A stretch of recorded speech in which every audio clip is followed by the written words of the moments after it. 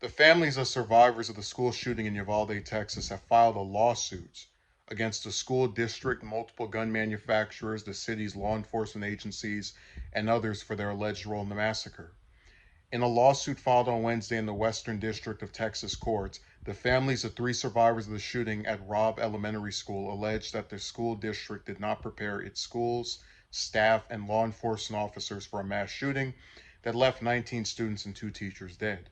They cited a Texas State House Committee report released in July that blamed a culture of complacency for weakened safeguards that could have slowed the shooter.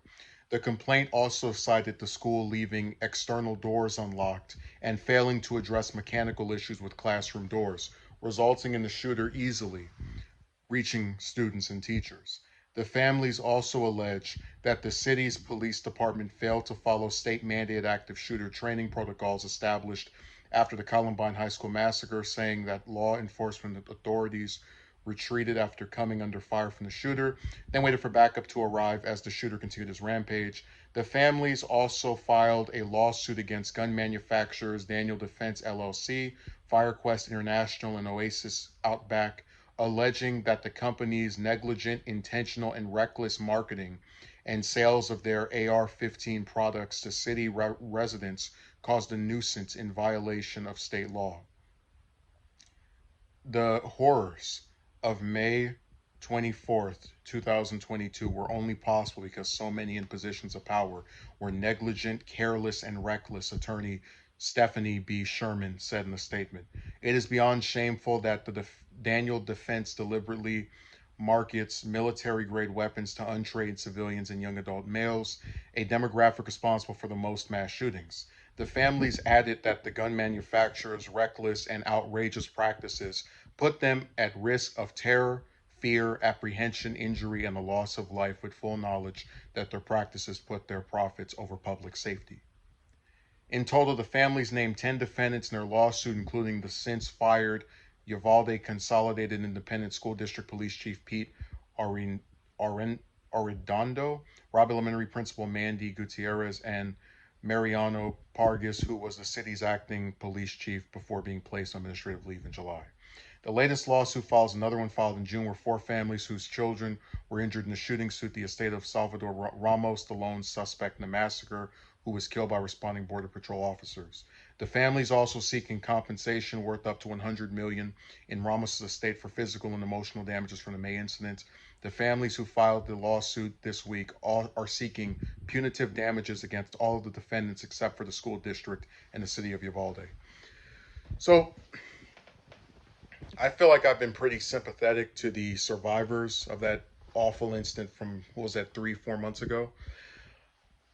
And their lawsuit's interesting because it does something that I think a lot of people kind of miss, which is that there were multiple factors at play here. Having these different gun selling organizations give military like weapons to people that are barely legal, like the shooter who waited until he was 18 to get this gun, I think is negligent. The school is also at fault because, one, the officers that were there did nothing and were cowering in fear to where they refused to respond to the shooter as he was going around massacring children.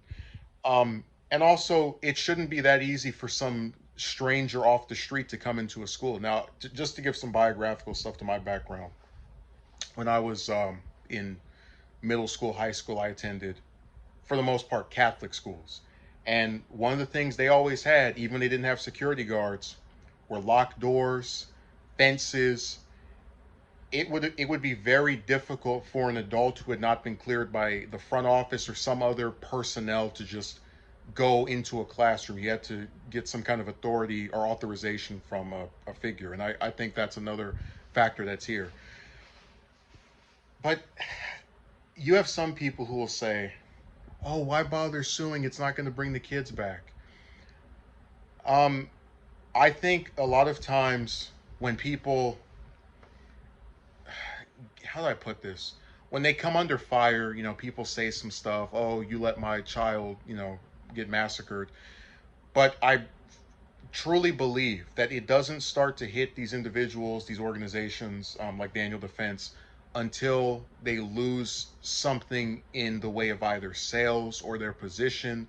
You know, they have to have some kind of consequence for the role they played in this happening. So I hope the lawsuit is successful. I hope everyone that got named in it gets the full consequence of being involved in something like this or not doing enough to stop it.